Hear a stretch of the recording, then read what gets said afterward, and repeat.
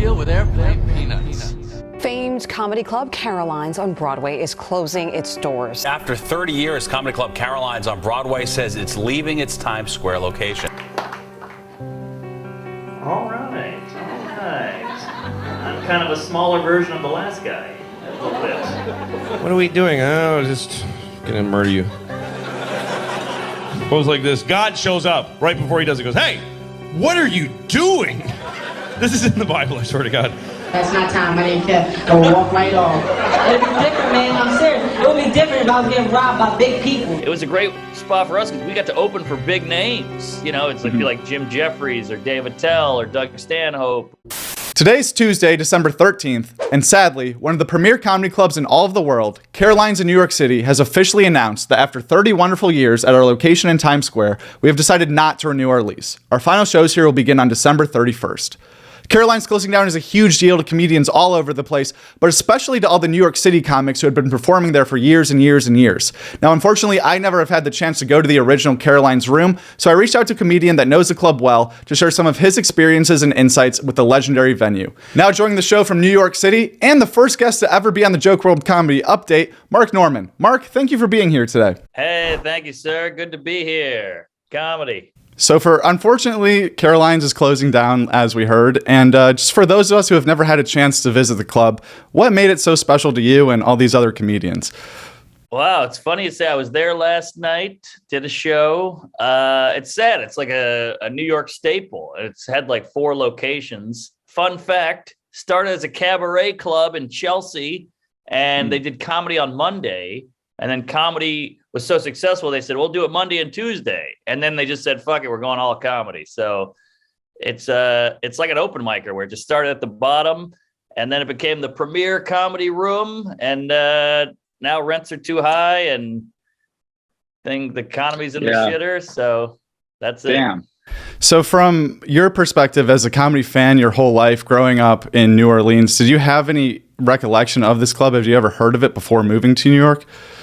I'd heard of it. You know, there was a show called Evening at the Improv, and I believe that filmed at Caroline's back in the day. And then moving to New York, they were one of the first clubs to work young comics because they did a thing called New York's Funniest, and anybody could audition. You only got a minute. And I won that in like 2012. Nice. But yeah, it was a great spot for you. And they fed you. You got free drinks. They had a Christmas party. They had a New Year's show. So it was like a cool room. And it was a great spot for us because we got to open for big names. You know, it's like Jim Jeffries or Dave Attell or Doug Stanhope or Brian Regan, whoever was coming to town. Do you remember the first time you ever got to perform on that main stage with that legendary backdrop that we see so much in clips or specials? Maybe not specials. I was there so much. I don't really remember the first time. I'm sure it was a contest of sorts, you know, and I'm sure I bombed horribly, but you keep going back. Yeah. Well, one last question for you here, Mark. Do you have any favorite memories or funny stories from your time working that stage? Wow. Well, let's see.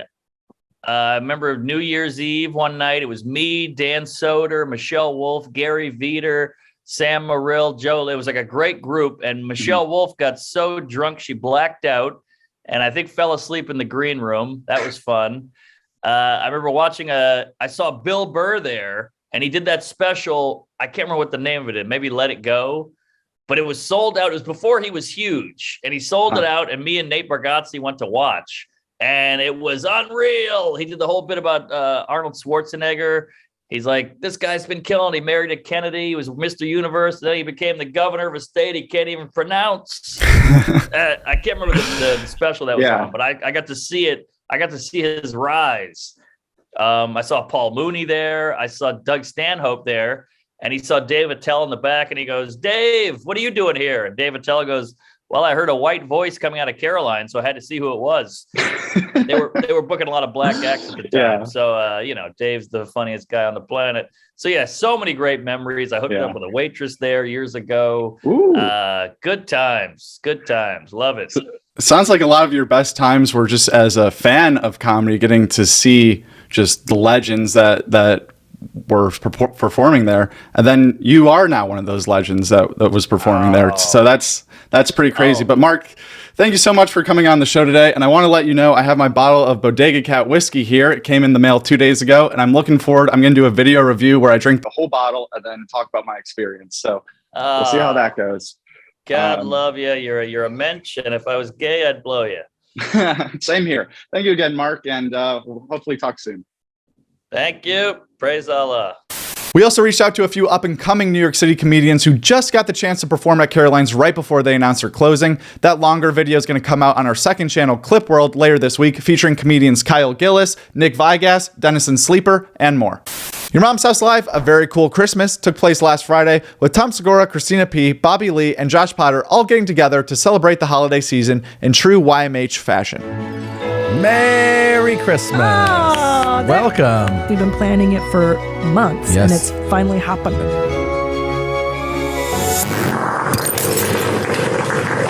The expectations going into this event Friday were through the roof, especially with Bobby Lee on the roster for this live show. But I gotta say, personally, it was a little more tame than I expected it to be. Even the heavy segment, which in previous YMH lives I've had to just close my laptop and not even finish the show, this one was a little more reasonable, I think, than past episodes. Or maybe I've just been watching too much Your Mom's House and I'm numb to it all like Tom and Christina. If it gets worse, I'm gonna leave.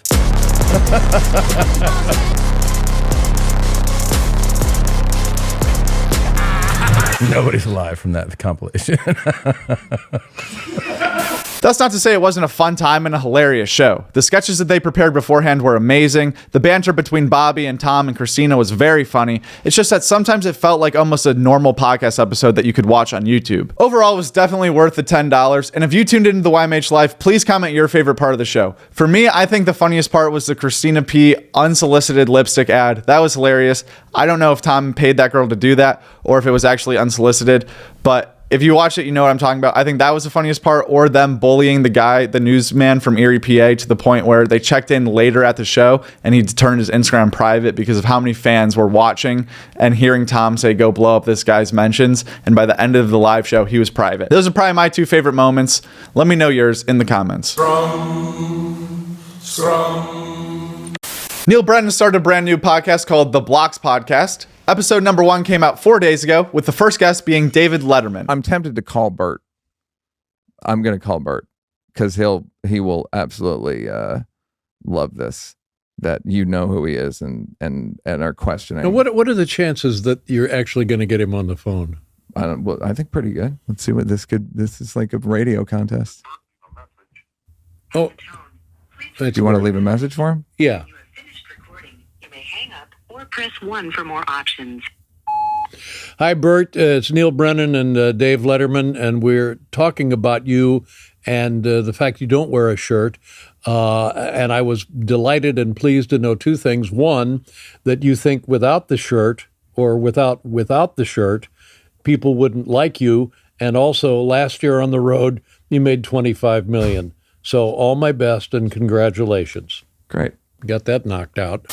Blocks is also the name of his latest special on Netflix, so he's using some of the momentum from his special to launch a new podcast, which I think is a great move for Neal. A lot of people would say the podcast market is oversaturated at this point, but he has such a unique perspective and an interesting career. Mix that with his ability to get big celebrity guests like David Letterman, and I don't think this podcast is ever going to get lost in the shuffle. You can check out episode 1 of Blocks featuring David Letterman on Neal Brennan's YouTube channel right now.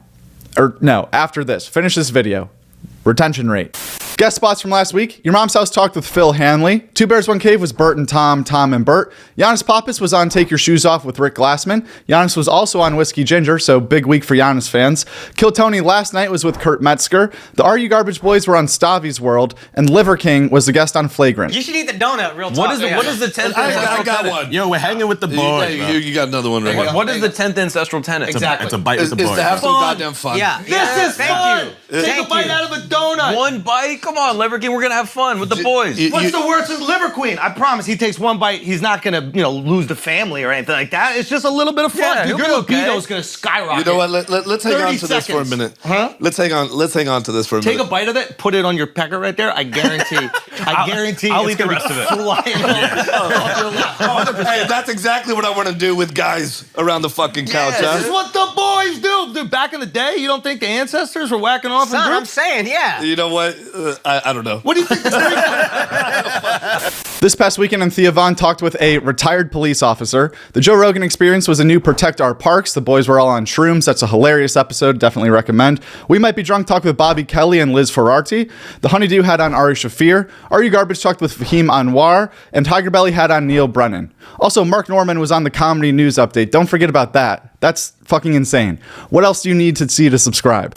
As far as new comedy specials go, there's a few that have come out recently that are worth the watch. Starting off with Aaron Berg Stands Down. That's on YouTube right now, and it's a full hour. Also YouTube related, Comedy Central has started to pull some of their old specials that they filmed years before and re-upload them fresh onto YouTube. There's a brand new Sam Morril called Positive Influence on Comedy Central's page right now. That's a full hour, and it's not new, but it is new to YouTube. Also, Mike Cronin Thick Worm is on YouTube, and one last special, Doug, by Matt Brogner. It's a full hour that sounds like it has a ton of potential to be very funny, just based on the way he talked about it with Ryan Sickler on The Honeydew.